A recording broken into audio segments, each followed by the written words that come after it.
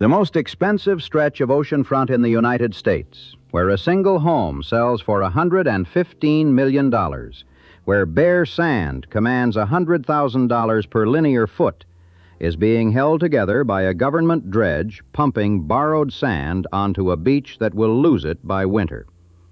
The federal government has committed $1.7 billion to this one project alone, shoveling sediment onto 83 miles of Long Island shoreline that the ocean strips away every few years. And it is not working fast enough. The town's own consultants have issued a prediction so blunt that it reads like science fiction. By 2070, the Hamptons will be transformed into a series of islands, with entire neighborhoods permanently submerged. But the strangest part is not the flooding. It is the fact that some of the worst damage was inflicted by the very agency sent to prevent it. The sand is the thing. Every story about the Hamptons eventually comes back to the sand. Who has it? Who lost it? Who is paying to get it back? Right now, a fleet of dredging barges is sucking hundreds of thousands of cubic yards of sediment off the ocean floor and pumping it onto beaches where, in some places, the shoreline has retreated so far that motels built behind the dunes no longer have a beach for half the year. The sand gets trucked in each spring at taxpayer expense, so tourists have somewhere to lay a towel. And the tourists come, and the season runs, and the winter storms come, and the sand disappears again, and nobody can agree on whether this is maintenance or madness. A hopper dredge, the kind used at Montauk, can suck up thousands of tons of sand at a time into a huge holding bay, haul it miles to shore, and pump it through a pipe onto the beach. Crews then shape it with bulldozers into a profile designed by Army Corps engineers. It can take weeks. The result looks like a beach, feels like a beach, and functions like a beach until the first serious northeaster arrives, which in this part of the Atlantic can happen any month between October and April. A single day of 20-foot waves can strip away what months of dredging built, and then they do it again.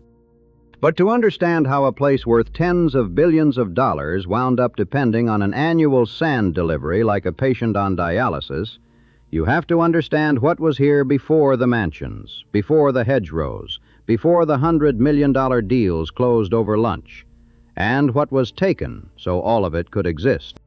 For thousands of years before any of this, the eastern tip of Long Island belonged to the Montaukett people. They fished its shores, farmed its fields, and governed its bays in a network of tribal alliances stretching across the coastal Northeast. When English Puritans from Massachusetts founded Southampton in 1640, the first English settlement in what is now New York, the Montauketts and the Shinnecock were already there. East Hampton followed in 1648. For the next 200 years, these were farming and fishing towns. Whaling ships sailed out of Sag Harbor. Potatoes grew in the sandy soil. Nothing about it whispered future wealth. The transformation began with a railroad. The Long Island Railroad extended its tracks eastward in the 1860s, cutting the travel time from Manhattan to a few hours. And almost immediately, New York's wealthiest families noticed the beaches. The combination was irresistible. Wide white sand, clean Atlantic air, and proximity to a city that was already the financial capital of the world. By the late 1870s and 1880s, the Vanderbilts, the Astors, and the Rockefellers were building sprawling summer estates along the dunes. These were not cottages. They were mansions with ballrooms and servants' quarters and private beaches, set behind hedgerows so tall that the house was invisible from the road. The architecture was built to announce permanence. Shingle-style homes designed by the country's best firms with deep porches and widows' walks and views of nothing but ocean. The Maidstone Club opened in East Hampton in 1891, a golf and social club so exclusive that its membership practices would become notorious. Tennis matches, polo games, elaborate dinner parties. This was old money building a world where the only credentials that mattered were the ones you were born with.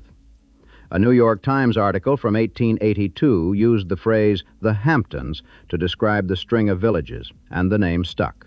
It became a brand before branding existed. But there was a problem at the eastern end. The land at Montauk still belonged, legally and morally, to the Montaukett people. And what happened next is one of the most brazen land thefts in New York history. In 1879, a Brooklyn developer named Arthur Benson purchased nearly 10,000 acres of Montauk from the East Hampton town trustees for $151,000. The land was supposed to be held in trust for the Montauketts. Benson paid 10% down. Then he set about removing the people who actually lived there. He negotiated individual sales of residence rights from scattered Montaukett families, in some cases for as little as $10 a person. At least one family's house was reportedly burned. Most of the Montauketts had already dispersed across Long Island looking for work, and when word reached them of what Benson was doing, they sued. But the courts were not interested in justice. In 1910, a Suffolk County judge named Abel Blackmar ruled that the Montaukett tribe had disintegrated and been absorbed into the mass of citizens. He declared them extinct. 75 members of the nation were sitting in the courtroom when he said it. The ruling handed their land to Benson's heirs, and it has never been overturned.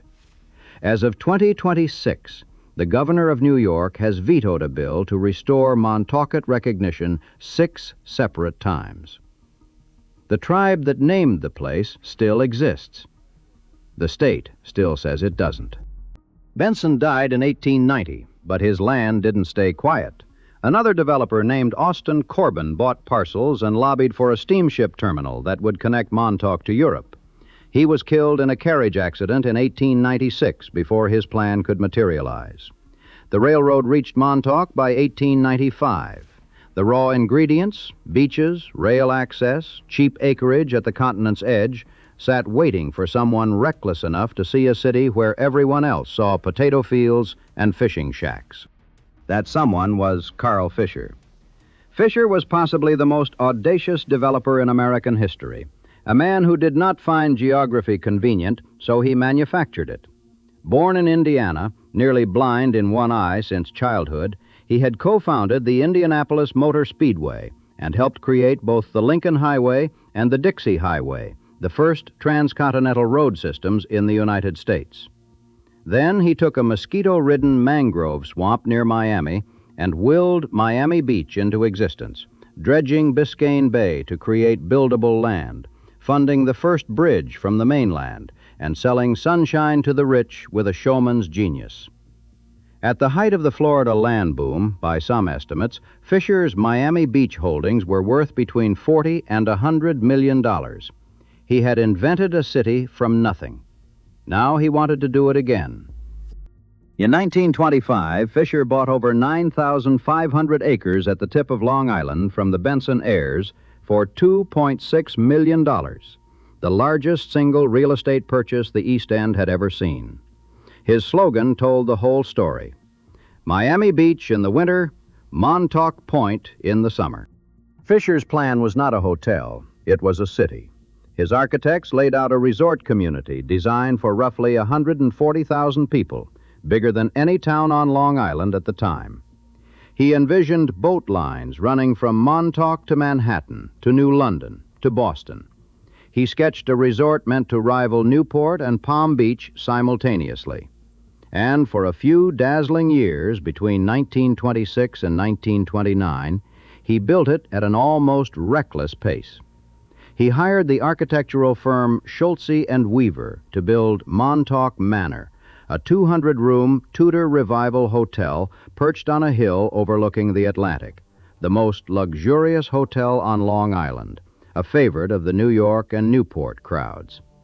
He built a yacht club, a surf club, a golf course, a polo field, a racetrack, and a downtown of shops arranged around a central plaza with a distinctive office tower. He wanted the whole development to feel like an English country resort, so the buildings went up in half-timber Tudor style, an aesthetic choice that makes Montauk's commercial core look oddly European to this day. And then there was the harbor. Lake Montauk, until 1927, was a true freshwater lake, landlocked, pretty, and useless for Fisher's purposes. He needed deep-water berths capable of docking the grand yachts of the Astors and the Whitneys.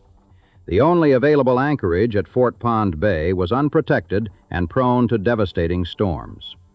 So Fisher did what Fisher always did.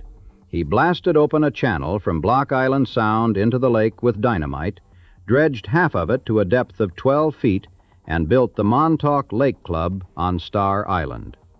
He turned a lake into a harbor because the existing geography wasn't elegant enough. That harbor is still in operation today, docking vessels up to 150 feet. Then Fisher's luck reversed with a violence that mirrored the storms he never planned for. In September 1926, a brutal hurricane smashed Miami Beach, killing over 100 people and draining the Florida real estate market overnight. Fisher's southern cash dried up at the exact moment Montauk needed more of it. He borrowed against his Miami properties to keep building. Then came the stock market crash of October 1929. Fisher was hopelessly overextended, money buried in a half-finished resort at the end of the world with no buyers and no credit. The Montauk Beach Development Corporation slid into receivership in 1932. Fisher declared personal bankruptcy in 1935. The man who had built 2 coastlines moved into a modest cottage in the city he had invented, Miami Beach, where he died in 1939 of a gastric hemorrhage brought on by alcoholism. His estate was worth $52,000.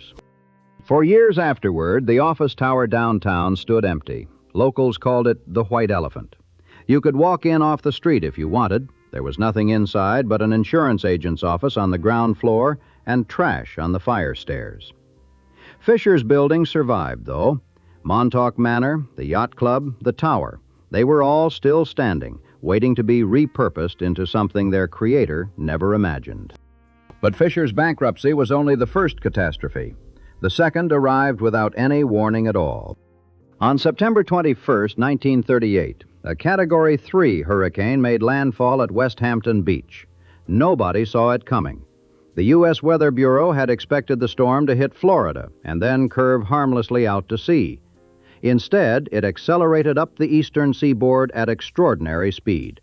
So fast, it was later nicknamed the Long Island Express, and hit the South Shore at approximately 2:30 in the afternoon, arriving at high tide. It was still summer. People were in their beach houses. Fishermen were at sea. Children were in school. The sky darkened, the wind rose, and then a 30-foot wall of water hit the barrier beaches with no warning and no precedent in living memory. The destruction was almost incomprehensible. At West Hampton, only 34 of 350 mansions on Dune Road survived. The ocean shattered the rest and sent families clinging to roofs, bathroom walls, and furniture tumbling across the bay into the downtowns of Southampton and West Hampton Beach, where floodwaters reached 10 feet and threw cars, boats, and pieces of houses into the streets. A 6-foot wall of water surged down Main Street in West Hampton. At the Six Corners School, 200 children had been dismissed just in time. The flooding reached nearly 5 feet on the first floor. A plumber named Lewis Green, working at the Dune Deck Hotel on Dune Road, tried to secure the building as the storm grew. By 3 o'clock, he couldn't drive his truck home. It was later found overturned half a mile away. 29 people died in the West Hampton area alone. Their bodies were laid out on the country club lawn the next morning. In Sag Harbor, the 185-foot steeple of the Whalers Church, the tallest structure on Long Island at the time, crashed to the ground. In East Hampton, 164 trees on Main Street cracked and fell, blocking roads and smashing into cars and telephone poles. The storm carved 7 new inlets through Fire Island's Barrier Island. The government had been trying for years to open one at Shinnecock and had given up. The hurricane did it in an afternoon. That inlet is still there. Sensitive seismograph equipment at Fordham University in Manhattan registered what appeared to be an earthquake centered at West Hampton Beach. It was the storm. At Montauk, the hurricane hit the fishing village at Fort Pond Bay, the same area where Fisher had dreamed of an international resort. The bay rushed inland, wiping out the small homes, the post office, the school, the fishing boats. 150 fishermen were rendered homeless. 80 fishing craft were destroyed. The Long Island Railroad tracks were ripped up. Near Montauk Point, even the roadbed was obliterated. For 2 days, Montauk was an island, cut off from the rest of Long Island by floodwaters that poured across the South Fork. The fishing community at Fort Pond Bay was never rebuilt. The total cost of the Long Island Express was estimated at $6.2 million in 1938 money, between Jones Inlet and Montauk Point. Adjusted for inflation, the storm ranks among the costliest in American history. More than 50 lives were lost on Long Island. The damage was so severe that it reshaped the physical coastline. The Shinnecock Inlet, blown open that afternoon, became a permanent feature, and the barrier island geography of the South Shore was permanently altered. And yet the Hamptons rebuilt. They rebuilt quickly, and they rebuilt bigger. Tax breaks and government incentives accelerated the recovery. By the 1950s, the area had entered a new golden age, not just as a playground for old money, but as something more culturally interesting. Abstract expressionist painters discovered the light and the landscape of the East End. Jackson Pollock and Lee Krasner moved to Springs in 1945. Willem and Elaine de Kooning settled there, too. The area around East Hampton and Sag Harbor became a genuine artists' colony, a bohemian counterweight to the blue blood social clubs, with studios in converted barns and legendary parties where painters, writers, and the occasional Rockefeller drank together until morning. This was the Hamptons that attracted Truman Capote, Andy Warhol, and later the celebrity money that would eventually push real estate into the stratosphere. The artists came for the beauty and the cheap rent. The beauty stayed. The cheap rent did not. The 1938 hurricane should have been a warning about what the ocean could do to this stretch of coast. Instead, it became the reason for an intervention that would make things worse. Among the wealthy summer residents who watched their properties take damage was Juan Tripp, the founder of Pan American World Airways. A man with that kind of political access naturally wanted protection, specifically groins, the long stone structures built perpendicular to the shore that interrupt the flow of sand and hold a beach in place. Tripp lobbied for them. The Army Corps of Engineers studied the 1938 storm and several that followed. Hurricane Carol in 1954, Hurricane Donna in 1960, the Ash Wednesday northeaster of 1962, and developed a sweeping plan, the Fire Island to Montauk Point Project, or FIMP. Congress authorized it in 1960. The original vision called for 50 stone jetties and massive sand replenishment along the entire South Shore. Here is where the story turns into something that even now reads like an engineering disaster scripted by a novelist who hated happy endings. The original FIMP plan called for 50 stone jetties, also called groins, and massive sand replenishment along the entire South Shore from Montauk to Fire Island. The plan called for building the first jetties at the western end of the Hamptons and then moving east. This sequencing mattered enormously, and the reason was physics. The prevailing ocean currents off Long Island move counterclockwise, east to west, carrying sand in that direction like a slow conveyor belt. When a jetty interrupts that flow, sand builds up on its eastern side. But on the western side, behind it, downdrift, the beach starves. It erodes. The jetty protects the beach in front of it by stealing sand from the beach next door. The engineers knew this. The plan depended on installing all 50 jetties in sequence so that each one's downdrift loss would be compensated by the next one in line. It only worked if you finished the whole system. They did not finish the whole system. 2 groins went in at Georgica Pond in East Hampton in 1965. 11 more were installed along Dune Road in West Hampton Beach, and in 1969, 4 more followed. That made 15 in all by 1970, and one by one, each jetty ate the beach behind it. The jetties were working exactly as predicted, trapping sand on their eastern side, starving the beach to the west. But without the remaining 35 jetties to complete the chain, the western end was left exposed and bleeding sand. A county official named Lee Koppelman used to fly over in a helicopter and count the houses that had washed into the sea. The Sand and Surf restaurant on Dune Road slid into the ocean. An apartment complex's swimming pool followed it. The jetty project grew so contentious that the local government pulled its funding and the building stopped. The project was left half-finished, 15 jetties standing in a row, each one funneling sand away from the unprotected beach to the west, with no plan to fix what had already been broken. What happened next was entirely predictable and almost unwatchably slow. For 20 years, the beaches west of the last jetty starved. Then, in the winter of 1992, a succession of northeasters drove the Atlantic across the barrier island at Pikes Beach in West Hampton. The ocean breached the island. Dune Road washed out. More than 190 homes were destroyed or left stranded on sandy fragments. An entire neighborhood was erased, not by a hurricane, not by an act of God, but by a federal engineering project that was started and never finished. The jetties designed to protect those homes had accelerated their destruction. The lawsuits were immediate and ferocious.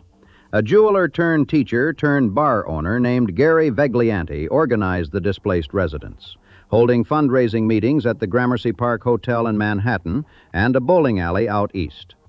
The litigation chain that followed ultimately redefined beach defense in the Hamptons as a permanent federal obligation. The Army Corps was forced to rebuild the barrier island and committed to replenishing the West Hampton Dunes coastline with fresh sand, a commitment that extends, under the settlement, through 2027.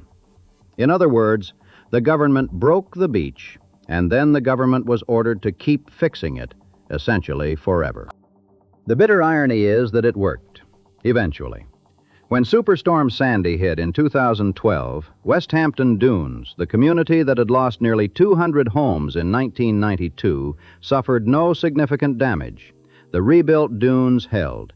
The sand and surf that had slid into the ocean was long gone, but the engineered beach that replaced it did its job.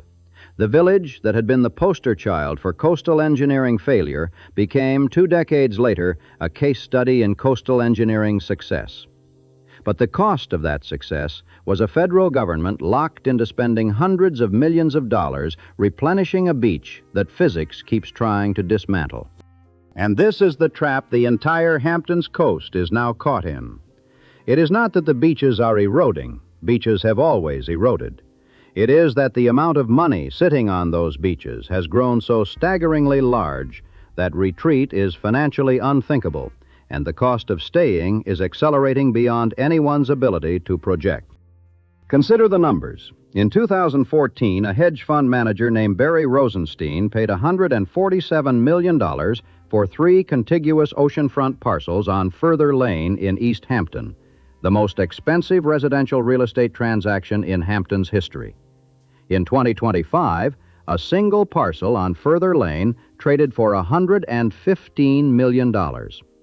An oceanfront estate called Ladune on Gin Lane in Southampton sold at auction in early 2024 for $89 million. Oceanfront homes routinely sell for $40, $50, $70 million, and many of the most expensive transactions never appear on any public listing.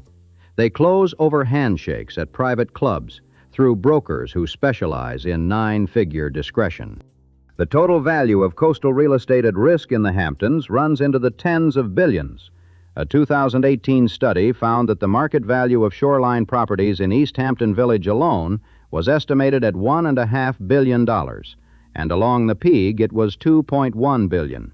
Along Gardner's Bay in Springs, the figure was $538 million. Along the north side of Lake Montauk, the lake Carl Fisher blew open with dynamite, it was $493 million. And those were 2018 estimates. Prices have climbed sharply since. All of it depends on the beach. Without the beach, there is no view. Without the view, there is no premium. Without the premium, there is no Hamptons. And there is a second financial pressure that most people outside the area do not think about: property taxes. A home worth $50 million generates enormous local tax revenue. Lose the value of those homes through chronic flooding, through erosion, through a buyer's market driven by climate risk, and the tax base that funds schools, roads, police, and fire departments collapses with it. The pain does not stay on the oceanfront. It spreads inland to every homeowner whose property value is linked, however indirectly, to the prestige of the zip code. The 2017 federal cap on state and local tax deductions, the SALT cap, which limited deductions to $10,000, already hit Hamptons homeowners hard, since many pay property taxes of $50,000 or more per year. Chronic flooding would be a second blow on top of the first. And the beach is leaving. Meanwhile, prices keep climbing. In the first 3 months of 2026, luxury transactions above $5 million hit a record share of deals in the area, and the median sale price for luxury homes jumped 30% to $13 million. A Boston Celtics co-owner paid $58 million for an oceanfront mansion in Bridgehampton. The Shutterstock founder sold his Bridgehampton oceanfront for $57 million. An East Hampton estate closed for $72 million. The money keeps coming. The ocean keeps coming, too. Both are accelerating, and they are heading in opposite directions. There is another beach in this story, and it illustrates the conflict in miniature. Ditch Plains, an extremely popular surfing beach in Montauk, was not included in the Army Corps' original FIMP nourishment plan. When the massive sand delivery went to downtown Montauk in 2024, Ditch Plains was left out. Nearly 400 homes sit behind its dunes. The town has spent significant money trying to stabilize the beach on its own, but back-to-back northeasters during the winter of 2023 and 2024 ripped sand off Ditch Plains with a ferocity that left roads exposed and foundations vulnerable. Residents have been demanding federal help. The town has been demanding federal help. But extending the nourishment to Ditch Plains would add over 3,900 linear feet to the project, more than half again the total length, and could cost an additional $10 million. The sand has to come from somewhere, and so does the money. Sea levels along Long Island have risen about 1 foot over the past century. That pace is accelerating. New York State projections estimate another 13 to 25 inches of rise over the next 25 years, and as much as 69 inches, nearly 6 feet, by 2100. Half the beaches in East Hampton are already retreating. The town's own coastal resiliency plan, adopted in 2022, states flatly that the projected range of sea level rise will transform East Hampton into a series of islands with permanent submergence of low-lying areas as early as 2070. Route 27 across Napeague, the only road connecting Montauk to the rest of Long Island, will begin flooding with just a 3-foot rise in sea levels. When that happens, Montauk becomes an island again, just as it did during the hurricane of 1938, except permanently. Downtown Montauk is the most visible pressure point. The hamlet sits in a low bowl between the ocean beach on one side and a pond on the other, essentially a sandbar with motels on it. The dunes that once shielded those motels have been stripped by decades of storms and erosion. After Superstorm Sandy in 2012, the town lobbied for emergency protection. In 2015, after years of federal promises and delays, the Army Corps installed a wall of giant geotextile sandbags, essentially expensive industrial-grade sandbags, across 3,200 feet of beachfront as a temporary stopgap. The environmental group Defend H2O sued to stop the project, arguing it would accelerate erosion of the surrounding beach. And they had a point. Surfers and environmentalists both noted that the sandbag revetment was creating exactly the kind of hardened shoreline that the town's own policies had previously banned. A former Peconic baykeeper called it a contradiction of everything East Hampton had stood for in coastal management. Winter storms regularly expose the bags, and each spring the town and county spend over $1 million trucking in sand to rebuild a beach that was supposed to be natural. The beachfront motels that drive Montauk's tourism economy spend 6 to 8 months a year without a beach in front of them. As one Surfrider Foundation chapter chairman put it, now we have beachfront motels that don't have a beach. The sand gets delivered just in time for summer. Tourists arrive and have no idea what's underneath. The town's hamlet study, developed over years of community meetings by planning consultants, has recommended a managed retreat, a 3-phase plan to move the oceanfront motels northward up the hill along South Essex Street, redevelop on higher ground, fill in gaps in business development at safer elevations, and eventually abandon the most vulnerable blocks to the ocean. The response from the business community has been blunt. As one motel owner told the East Hampton Town Board, not one downtown motel owner sees any future in what we're doing. The consultants recommended raising Montauk Highway. The motel owners recommended being left alone. And yet nobody is moving. Instead, the federal government is pumping sand. The FIMP project, the same initiative that was first authorized in 1960, the one that produced the jetties that destroyed West Hampton, has been reformulated, restudied, reshaped, delayed, debated, and litigated for over 60 years. The current version, now budgeted at $1.7 billion and rising, calls for dredging millions of cubic yards of sand from the ocean floor and pumping it onto 83 miles of shoreline from Fire Island to Montauk. Beach and dune fills will be repeated every 4 years for 30 years. In February 2024, after decades of waiting, a dredge finally pumped nearly 500,000 cubic yards of sand onto Montauk's downtown beaches. The project discussed for over 70 years before a single grain arrived. The cost of the Montauk component alone, the town's 15% share of a 30-year maintenance agreement, is estimated at $27.6 million. The town board approved it. One councilwoman said it plainly: "Our beaches drive our economy." But the sand does not stay. A sudden storm can undo a multi-million-dollar dredging job in a single day. As one Nature Conservancy official put it, it feels like a ridiculous amount of sand. But it doesn't go that far. The second you put it down, it starts moving around. The Army Corps spends between $100 million and $150 million nationally every year on long-term beach nourishment projects, and those costs are projected to soar into the hundreds of billions by the end of the century. In 2025, for the first time in nearly 30 years, congressional Republicans proposed slashing beach replenishment funding from $200 million to $60 million, a cut that, if sustained, would cripple the pipeline of sand that places like the Hamptons depend on to exist. The economics of it would be almost comical if the consequences were not so large. America is spending billions of dollars to pump sand onto beaches where homes sell for tens of millions of dollars apiece, so that the owners of those homes, many of whom use them only 3 months of the year, can continue to enjoy an ocean view that the ocean itself is trying to reclaim. The properties are only valuable because the beach is there. The beach is only there because the government keeps rebuilding it.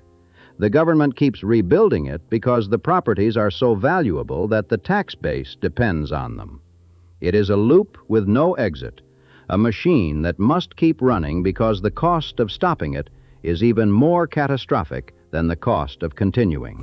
And beneath all of it, beneath the $100 million sales, beneath the dredging barges, beneath the resiliency plans and the managed retreat proposals and the lawsuits and the sand deliveries, there is a question that nobody in any position of authority has been willing to answer directly.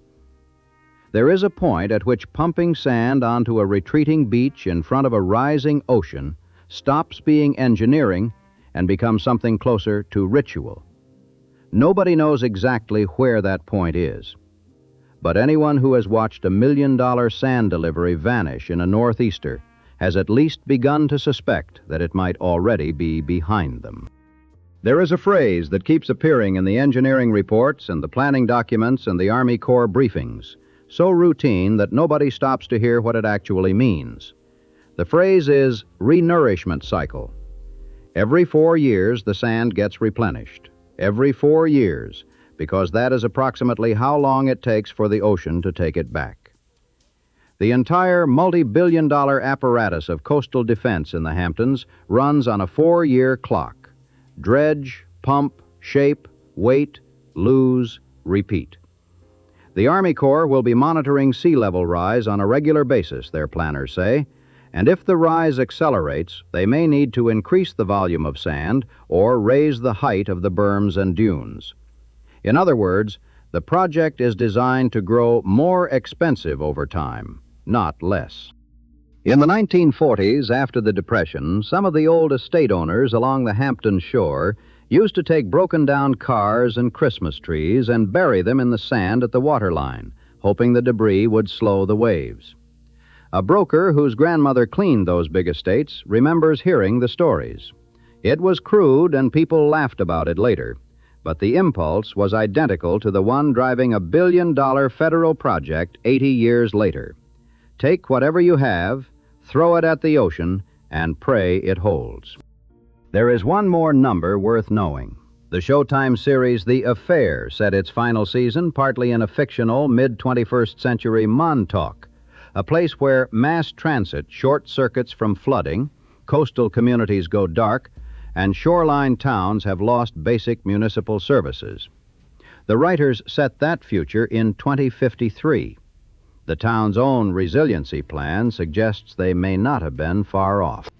Montauk Manor still stands on the hill, restored now as a condominium resort, its Tudor towers visible from the beach below. Carl Fisher's Yacht Club is still there. The tower downtown, the one locals called the White Elephant for decades, has been renovated and repurposed. Almost everything Fisher built survived, reimagined beyond recognition, outlasting the man who imagined them by nearly a century. He died with $52,000. The buildings he left behind are now surrounded by properties worth tens of millions each. He would have understood the arithmetic, if not the irony. The Montaukett people are still here, too, 1,200 enrolled members of the nation. A new bill to restore their state recognition passed the New York legislature in 2026. It is sitting on the governor's desk. The tribe that was declared extinct in 1910 so that a developer could take their land is still waiting to be told it exists. And the dredge is running. Somewhere offshore, a machine is pulling sand from the ocean floor and pushing it toward a beach where, for a few months, it will hold.